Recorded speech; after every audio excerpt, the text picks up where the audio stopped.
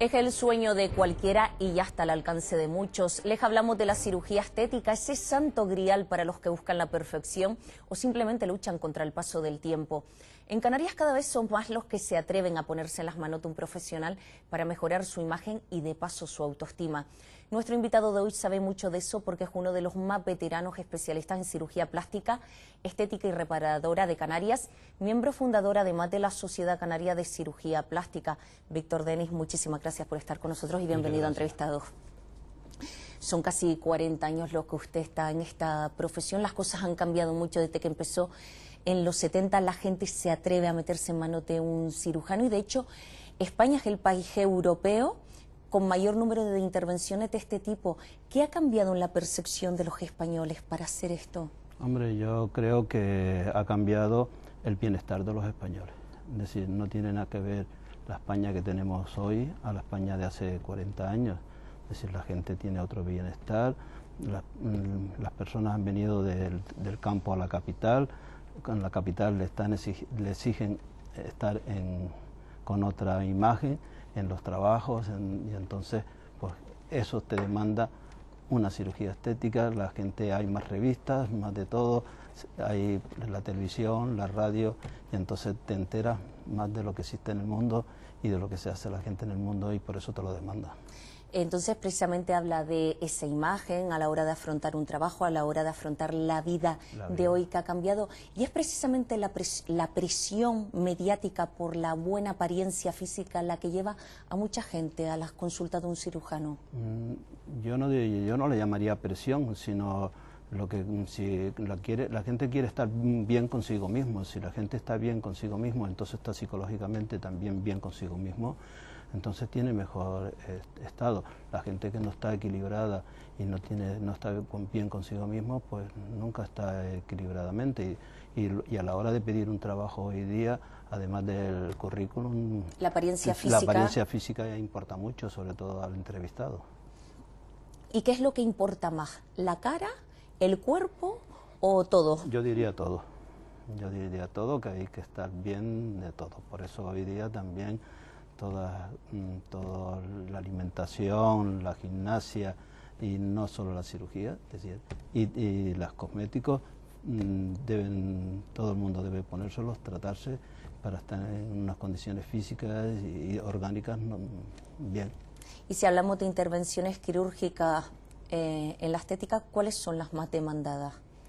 Las más demandadas por la población canaria y española y diría yo por la europea son el aumento de mamas. Esa es la operación más demandada en Europa. Y yo creo que en el resto del mundo pase lo mismo. Es la operación por excelencia de un cirujano plástico. Hace años era, por ejemplo, la rinoplastia, ¿no? Antes le preocupaba Antes, pues bueno, y hoy todavía sigue preocupando mucho porque a un hombre no le preocupa las mamas, entonces le preocupa su nariz, sus orejas y cuando su calva y cuando va envejeciendo, pues no le gusta verse una arruga. Entonces eso es lo que le preocupa a un hombre y no a una mujer. A una mujer le preocupa sus mamas y otras cosas más. Bueno, hablando de los hombres, tenemos que 7 de cada 10 pacientes de cirugía estética son mujeres, el resto hombres. Los hombres se adentran en el mundo de la cirugía estética. ¿Qué objetivos tiene un hombre a la hora de ir a una consulta de un cirujano? ¿En qué se diferencia de la mujer? Bueno, pues lo que le estaba comentando, es decir, cuando eres joven, el niño tiene muchos complejos, sobre todo a la edad de 14, 15 años, tiene muchos complejos porque todavía no está hormonalmente desarrollado y entonces, ¿qué pasa? Que si tiene una nariz, ¿qué te digo yo? Una nariz prominente muy prominente, muy grande, que en el colegio le han tomado el pelo o las orejas muy en soplillo, pues quiere arreglársela y el que lo demanda no es un niño de 15 años, lo demandan hasta en los colegios de 7 años. ¿Por qué? Porque se han metido con él con 7 añitos. Entonces, en cambio, pues un paciente de más edad pues va buscando otras cosas diferentes. Por ejemplo, un hombre de más de 50 años. Sí, pues ese ya va buscando tener pelo, si lo tiene o no lo tiene, si tiene arrugas o no tiene arrugas, porque el resto, pues si se ha cuidado ha cuidado su peso y está bien, pues es una persona que dentro de unos cánones está normal, salvo que tenga una nariz grande y se quiera quitar un caballete, una cosa muy especial, o una nariz nariguda con la punta muy gorda y quiera retocarse ¿La eso. bolsa de los ojos, por ejemplo? Y claro, efectivamente, con el paso del tiempo, las bolsas de los ojos pues le va poniendo mayor. Entonces, ¿qué pasa? De los 50 a los 60, pues no los hombres y las mujeres pues deben quitarse no la bolsa solo, sino la piel, porque la abertura palpebral es menor. Antes hablaba, por ejemplo, de las operaciones en menores, por ejemplo, las orejas, las llamadas orejas de soplillo o la nariz, pero también entre los adolescentes está el aumento de las mamas entre las chicas adolescentes. ¿Cuándo es necesario, quiero decir, es necesario que un joven se opere, se someta a una operación de cirugía estética? ¿Cuándo? Bueno, yo en mi consulta privada normalmente es a los 19 años. Pero si ya la madre o el padre viene con ella a la consulta y tiene un trauma muy grande, pues ya hablamos, o psicológicamente ha ido a un psicólogo porque y ella está muy afectada porque no tiene mamas, pues entonces se puede tomar otra decisión que no es la de esperar a los 19 años para poner unas prótesis o disminuir unas mamas, porque imagínate que tener unas mamas grandes, hipertróficas, en una niña de 16 años, eso le causa un grave trauma. Entonces ella está muy acomplejada y entonces, claro, no vas a estar esperando que llegue a los 19 años para operarla, sino se lo operas con 14 años o 15 años y nada más, no pasa absolutamente nada. ¿Los traumas se refiere a auténticos complejos? Por ejemplo, le han venido a la consulta menores. Claro, traumas psicológicos, no traumas de traumatología, sino traumas psicológicos.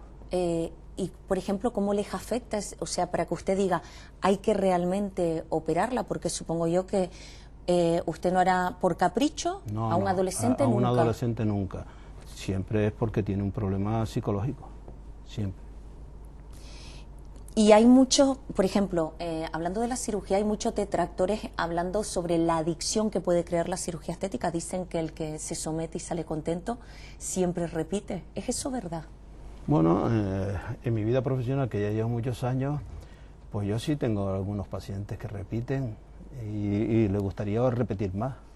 El problema es un poco también que hay que tener un nivel adquisitivo suficiente como para someterse a una intervención. No se someten nada más porque no tienen ese nivel adquisitivo de poderse más, pero sí, la sociedad hoy día, uno por lo que lo demanda y otro porque quiere estar lo mejor, y después ves por las revistas del corazón que una se hace una cosa, la otra y la otra, pues la otra no quiere hacer menos. Pero ¿cuándo hay que parar, señor Denis? Porque a veces hay personas que se someten a tantas operaciones que dejan de ser una misma, quizás, ¿no? Vamos a ver, a mí no me gusta que se sometan a una intervención para que sea otra persona. Es decir, yo cuando he operado de una nariz, hoy día, mi nariz no es tipificada como era anteriormente, como me lo enseñaron a mí. Hoy día yo hago una nariz que le vaya bien a la cara, no una nariz tipificada, que tenías que hacer esto, lo otro y lo otro, que eso cuando yo hace 40 años... Sino mantener la armonía del rostro, los rasgos. Que mantenga la armonía con los pómulos, con su cara, y no sea otra persona, que sea la misma persona de la misma familia. Lo que no puedes hacer tú es que lo operes de una rinoplastia y después ya no se parezca a la familia. Me estaba hablando de ese componente psicológico, a veces para gente con traumas o con ideas preconcebidas que no son realidad. ¿Usted alguna vez le ha recomendado a algún paciente que no se opere? Oye, no te opero de esto. Bueno, varias veces. ¿Cuándo, por ejemplo? Sí, cuando ves que la persona o no confía en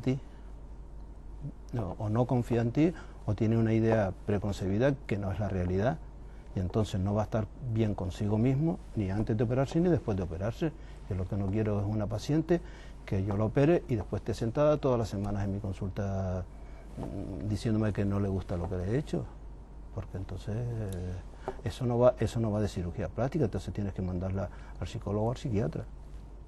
Pero vamos a ver, hay gente, cuando yo digo una idea preconcebida, a lo mejor no hay un problema psiquiátrico, pero alguien dice, quiero tener más pecho, quiero tener menos pecho, pero usted a lo mejor mira y dice, no. Pues por eso, es decir, que Si yo veo que vamos a ver en cirugía plástica o cirugía estética, hay que conseguir más de un 50% de mejoría. No puedes hacer una intervención para conseguir menos de un 50%. Tienes que conseguir por lo menos un 70 o un 75% para que la persona se encuentre a gusto y te diga, bueno, pues yo me encuentro bien y entonces chapo por la cirugía y mi vida sigue adelante y se acabó. ¿Y a usted le piden operaciones imposibles? Quiero decir, que llegue una señora de 60 años y diga, quíteme estas arrugas que quiero parecer que tengo 20 años, o la típica persona que lleva la fotografía de su ídolo y le dice, yo quiero ser así, como Angelina Jolie, por ejemplo. O sea, ¿le llegan o ya no? Muy poco, de eso llega muy poco, hay más de una cosa que de eso, no llega la persona así. La gente ya es consciente de que la cirugía tampoco hace milagros, quiero decir. Efectivamente. Entonces, yo lo que hago, sobre todo en las mamas, que sí que hay que pedirle a la persona que te diga qué cantidad quiere. Entonces, tú no puedes nunca saber la cantidad que ella quiere. Entonces, ¿qué es la cantidad que ella quiere? Bueno, si te trae una fotografía de una revista, pues ya sabes más o menos. O si no, tienes que hacer hincapié hasta que llegues a un acuerdo con ella de que ya sabes la cantidad que ella quiere, de cantidad de prótesis. Estoy hablando de volumen o de centímetros cúbicos o de gramos de la prótesis. Y por ejemplo, lo que uno quiere es lo que debe ponerse, porque a lo mejor una mujer quiere unas mamas que son excesivas y usted como cirujano dice, yo te las puedo poner, pero no van acorde con en la mayoría de las personas se dejan aconsejar por el cirujano. En otras, pues ya tienes que bajar la cabeza y a veces pues las pones un poco, no por complacencia, sino porque, bueno, la personalidad de esa paciente es otra que de las otras. O sea, dice, quiero esto. Efectivamente. Y lo tiene claro. Porque si no, nunca va a estar contenta. Si tú le pones menos cantidad o le pones más cantidad, no va a estar contenta hasta que no le pongas lo que ella quiere. Luego hay otro paso, que una vez alguien decide someterse a una operación, hay que pasar por el quirófano, anestesia. ¿Es algo que tira un poco para atrás? ¿O la gente que va a una cirugía estética le puede más la ilusión por la mejoría que el miedo al quirófano? No, hoy día, gracias a Dios, las clínicas o los hospitales clínicas, pues el Servicio Canario de Salud ha mejorado muchísimo y entonces les obliga a que en el quirófano la clínica tenga los mismos aparatos que en el Hospital Dr. Negrín. Entonces tienes una tranquilidad, que tienes los mismos aparatos, las mismas mesas de quirófano, el mismo bisturí eléctrico, todo lo que vas a usar es igual que lo que tienes en el hospital, con lo cual no tienes nada de diferencia. Antes sí que había una gran diferencia de lo que tenía la clínica privada a lo que tenía el hospital. La clínica pública. Doctor Denis, ¿cómo saber que uno está en buenas manos, en manos de un buen profesional? ¿Qué debe exigir la persona que acude a una consulta? Bueno, yo siempre, las personas deben acudir a un profesional oyendo a otras personas, es decir, el hablar de otra persona bien, es decir, preguntando a una amiga, a un familiar que se haya operado, con quién te has operado, si te ha ido bien, si lo aconsejas, no lo aconsejas, primeramente del entorno. Y después, si no sabes nada, pues tienes la Sociedad Española de Cirugía Plástica, tiene una cosa que se llama cepre.org, puedes entrar a través de internet y ahí te explican todo. Y siempre un titulado, claro. Claro, todo, es decir, no se debe ir nunca a un médico de medicina estética a hacerse una cirugía estética, tienes que ir a un cirujano plástico, reparador y estético. Sí, porque hay cirujanos estéticos que no necesariamente son cirujanos plásticos y reparadores. Efectivamente, es decir, los únicos que tenemos potestad para hacer la cirugía estética por el Ministerio de Educación, que te dan el título, y por el Ministerio de Sanidad, que te lo reconoce, son los cirujanos plásticos, reparadores y estéticos, porque hemos hecho la carrera por el sistema MIR. El sistema MIR pues, es un sistema de formación que el Ministerio tiene aprobado y tienes que estar 5 años, después de acabar la carrera de medicina, siendo médico, estar 5 años en un hospital, que eso es muy duro, todavía sin poder ejercer la especialidad. A partir de los 5 años podrás ejercer la especialidad, pero a partir de los 5 años también ese cirujano tiene que seguir aprendiendo, porque le han dado unos conocimientos básicos, pero la experiencia de y tener las manos rápidas y ágiles y saber porque un cirujano plástico tiene que saber la armonía, es como un escultor, entonces tiene que tener una idea muy buena del espacio. Tú tienes que tener el espacio, y para poner en el espacio, para saber lo que le va a cada persona, o cuando ves la persona, y entonces aconsejarle. Y hay mucho intrusismo. ¿Le llegan a ustedes, le llega a usted, por ejemplo, pacientes que han sido tratados por otros médicos que a lo mejor no estaban titulados y se encuentra con...? Yo no digo muchos, pero que existe intrusismo, muchísimo. ¿Por qué? Pues porque esto, ni el colegio médico toma las medidas necesarias suficientes, ni la Sociedad Española de Cirugía Plástica pues saca unos anuncios de vez en cuando, y la Sociedad Canaria igual, pero el que lo tiene que hacer es el colegio médico, pero el mismo colegio médico, como siempre, no hace sus deberes, y al no hacer sus deberes, pues el intrusismo no se quita. ¿Y por qué la gente, bueno, pues con lo que se sabe hoy en día o los casos que vemos, ¿por qué usted cree que, por ejemplo, los canarios acudimos a médicos que a lo mejor no están titulados o especializados por cultura, por dinero? Sobre todo por dinero. ¿Por qué? Porque te ofrecen hacerte algo... Casi un 2 por 1. Efectivamente, hacerte algo por menos cantidad y tal, no sé cuánto, y entonces a veces la gente en eso actúa muy mal. Es decir, porque te cobren un poco menos de dinero te vas al otro, y eso está fatal. Tú no puedes ir a otra persona porque te cobren menos dinero. Tú tienes que ir a un buen profesional que tenga experiencia, porque la experiencia es un grado y la experiencia se paga. Sí, porque al final lo barato sale caro. Sale caro. Sobre todo hablando de salud. Pero, señor Denis, somos humanos, e incluso estando con los mejores profesionales puede haber errores o complicaciones. Efectivamente. ¿Qué complicaciones son más frecuentes o qué intervenciones hay que tener más cuidado? La medicina no es exacta, y como la medicina no es exacta, bueno, cada persona reacciona de diferente forma, y cuando tú aplicas una intervención hay unas complicaciones que son más comunes o son más frecuentes. ¿Cuáles son? Pues la cicatriz, que la puedes hacer mejor o peor, que ya no depende del cirujano, sino depende de la piel de la persona. Un hematoma, que bueno, que se puede abrir un vaso después de la operación y que estaba ahí, que no estaba sangrando, y entonces empieza a sangrar, entonces tienes que drenarlo. Y lo otro es una infección, que para eso existen los antibióticos, y darle más cantidad de antibióticos para que no haya por lo menos esos 3 tipos de complicaciones, que son las complicaciones frecuentes en cualquier intervención, no de cirugía plástica, no de cirugía en general. Y por ejemplo, que hablábamos que la intervención quirúrgica, la principal o la más demandada es el aumento de mamas. Con las prótesis mamarias a veces surgen problemas, personas que dicen que se la han encapsulado o que no duran X años. O sea, ¿cuánto tiempo dura, por ejemplo, de media una prótesis mamaria? ¿Toda la vida o...? Vamos a ver. En esto yo tengo ya bastante experiencia. Yo tengo uno de los cirujanos mi primer prótesis la puse hace ya 32 años, y es a una enfermera, y todavía sigue a la enfermera con la misma prótesis. Pero yo no puedo decir que todas las prótesis duren 32 años, ni 30 años, ni 20 años. Cada persona también es... Cada persona, según también las cuide y las trate y tal, pues le durarán las prótesis. ¿Qué pasa? Las prótesis de antes no eran de muy buena calidad.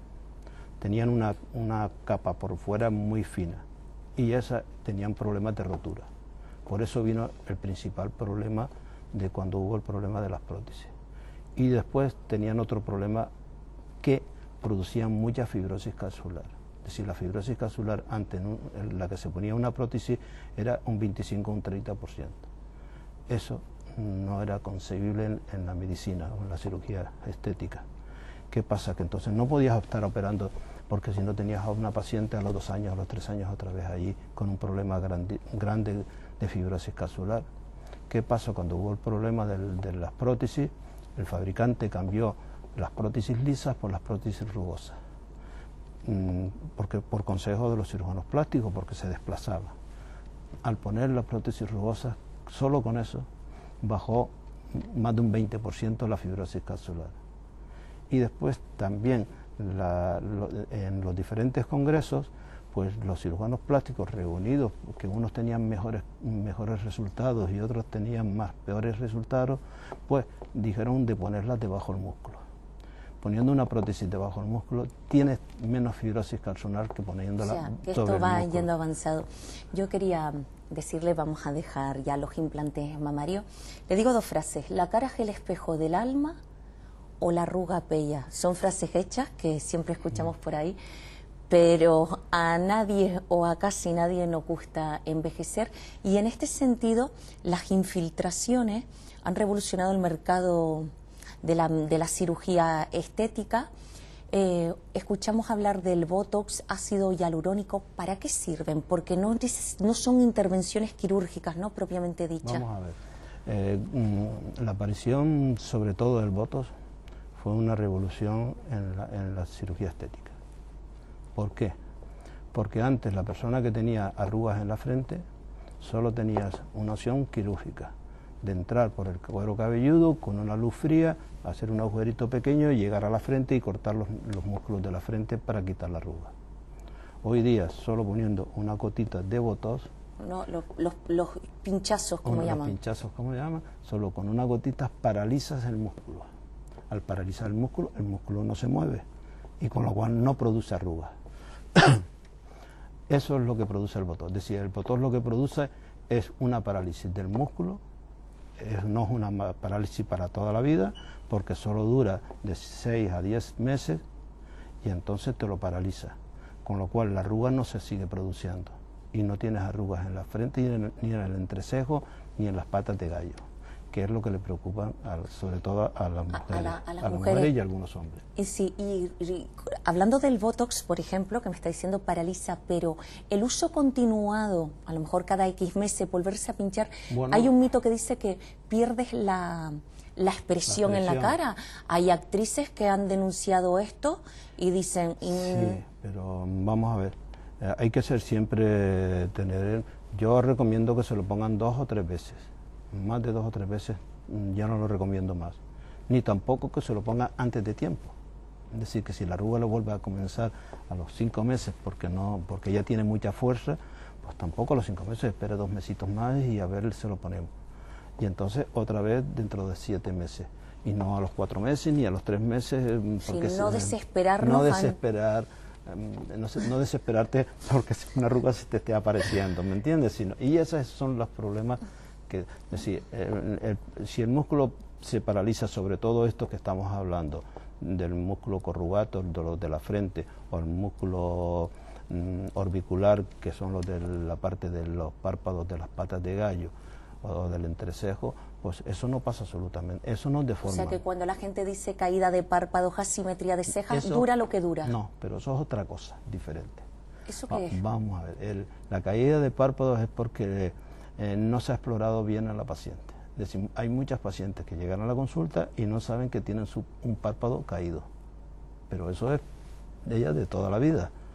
Y si tú empiezas a poner Botox o empiezas a hacer una operación de cirugía con una simetría de párpados, lo llevas mal. Entonces tú debes decirle a la paciente que se ponga en el espejo y que se mire bien, que tiene su párpado caído, su párpado simétrico y caído.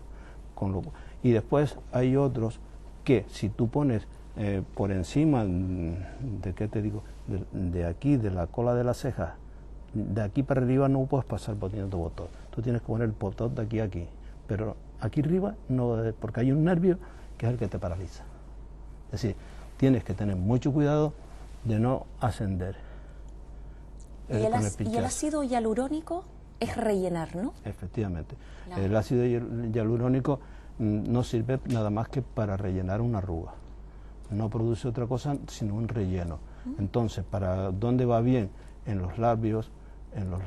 ¿Para qué? Para perfilarte el labio, o en las arrugas, en las comisuras de la boca. Para quitar lo que llaman las mujeres el código de barra. El código de barra. Vamos muy corto ya, se nos va yendo el tiempo. Hemos hablado de cirugía estética para todo el cuerpo, cirugía estética para hombres y mujeres, y cirugía estética para casi todas las edades. ¿Y para todos los bolsillos? O sea, Bueno, ¿o está reservado, sigue la cirugía estética reservada para unos pocos? no, hoy día no, ya la cirugía estética tiene unos precios que son asequibles para todas las personas que tengan un trabajo. Si tienes un trabajo, puedes ahorrar un dinero que es el que te demanda el cirujano plástico y te la puedes hacer. Eso no ocurría antes porque no había trabajo o había poco trabajo, o tanto la mujer como el hombre no acudía al trabajo, sino venía del campo y bueno, y eso no, hoy día pues es otro mundo diferente, entonces por eso puedes demandar. ¿Por qué? Porque la persona está trabajando. Bueno, y tiene un sueldo. Pero justo estamos en épocas en que hay crisis económica, ha habido años de bonanza económica, por ejemplo, ahora con la crisis, mucha gente en el paro. ¿Lo han notado ustedes en las consultas? Sí, claro que se ha notado, lo hemos notado los cirujanos plásticos y todos los médicos en general. Claro, porque lo han aparcado, si tenían una cosa, lo han aparcado hasta que las cosas mejoren y lo volverán a retomar poco a poco. Porque la gente pues, normalmente pide créditos a un banco y si esto se rechaza. ¿Y ustedes, por ejemplo, permiten el pago a plazo? ¿O yo si me hago una operación pido el préstamo al banco para pagarle a usted? No, normalmente lo que se hace es que la persona pide un crédito y bueno, y para que sepa el crédito que puede pagar, porque el crédito lo mismo lo puede pagar en 12 meses que en 24 meses según su nivel adquisitivo. Y después las personas que no tienen problemas de dinero, pues eso se pueden operar con el que cobre más como en el que cobre menos. Eso no tiene nada que ver. Eso es otro mundo. Víctor Denis lleva 40 años en la profesión y por sus manos han pasado centenares de personas. ¿Una operación de la que se sienta especialmente orgulloso, satisfecho?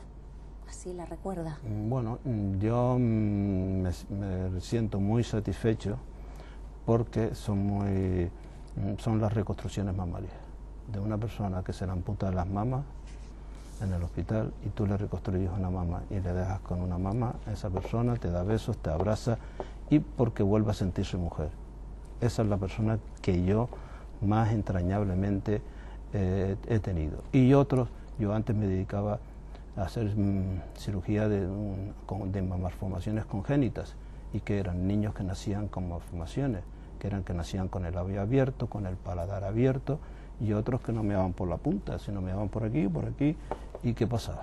Que eso era un trauma para los padres enorme, y querían operarlo ya, nada más nacer, entonces yo le decía, mira, hay que esperar 3 meses, 5 meses, 6 meses, claro, cuando el padre ya veía que su niño ya no tenía fisura en el labio, pues, y no tenía fisura en el paladar, que podía hablar bien, pues se le quedaba un peso de encima, igual que si tenía un varón y orinaba por la punta, pues pasaba lo mismo. Bueno, ha sido usted jefe de servicio del hospital Dr. Negrín y hablando de eso, de esos avances, esa cirugía reparadora, en estos días ha sido el tercer trasplante de cara en nuestro país. Me imagino que usted vive esos avances, supongo yo, bueno, con emoción, ¿no? Ya en el Dr. Negrín, desde hace, digo yo, más 6 o 7 años, ya hacíamos nosotros reimplantes, no trasplantes, reimplantes. Es decir, que si venía un accidentado con los dedos cortados, se los volvíamos a pegar. Y si venía con la mano cortada, se lo volvíamos a empalmar. Lo mismo con un brazo, con una pierna, con un pie. ¿Por qué? Porque nosotros en el servicio de cirugía plástica del Dr. Negrín se hace microcirugía. Al hacerse microcirugía, pues todas esas técnicas de coser una arteria, una vena, un nervio y todos los elementos que componen una mano para que sea funcional, pues eso se hace ya desde hace 8 años en el Dr. Negrín. ¿Qué pasa? Ahora ha venido lo que está usted diciendo, los trasplantes. Pues de esos trasplantes vamos a tener que hablar otro día, porque lo crea o no, llevamos aquí 30 minutos y se nos ha acabado el tiempo. Pues, Víctor Denis, cirujano plástico, estético y reparador, muchísimas gracias de verdad por haber estado con nosotros y le esperamos en otra cita. A ustedes también por haber compartido este tiempo con nosotros. Gracias. También nos pueden seguir ya a través del canal de La 2 en el portal YouTube. Feliz día.